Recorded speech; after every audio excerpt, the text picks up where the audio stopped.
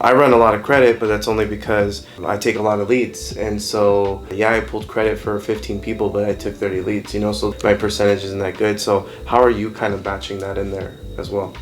Pulling credit? Yeah. So the guys that I work with, I don't really monitor that because they're a little bit more seasoned, so they don't pull credit if they don't need to, right? Because that comes with experience. Yeah. If you're constantly looking at applications as a way to kill it, like why won't this work, why won't this work, you'll end up finding reasons why it won't work, but it probably could have, right? Yeah.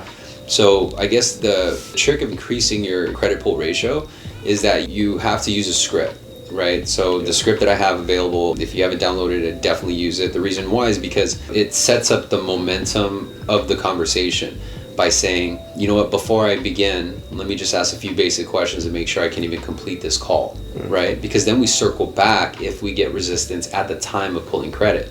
So it says, Andrew or Daniel, I don't want to pull my credit. What I would say is, yeah, absolutely, no worries. The only reason why we even got this far is because I know I can help you. Does that make sense? Yeah. So you're circling back and you're constantly dropping the seed and building up the momentum. But at that point, and this is why it's important to really get your leverage first, and leverage is you identify the pain points, you know what their intent is, you know what their desires are, right? You're at a point where you can literally influence them to take action.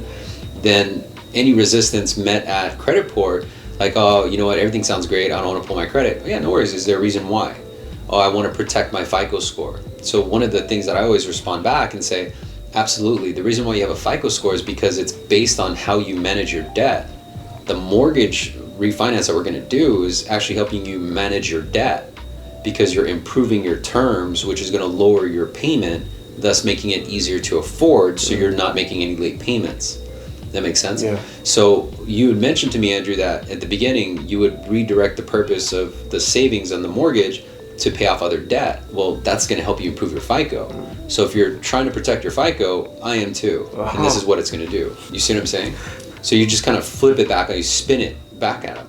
And then if that doesn't work, yeah, but I just want to think about it. No worries. So when you do think about it and you're trying to wonder, what other solution do you have to create the savings to pay off the debt, to protect your FICO, to replenish your bank, what other solutions do you have in mind? Maybe I might do, just drain my retirement or whatever it is.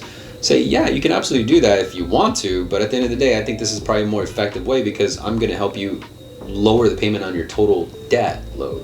Where if you liquidate your retirement to pay off your debt, you still have this high payment on the mortgage.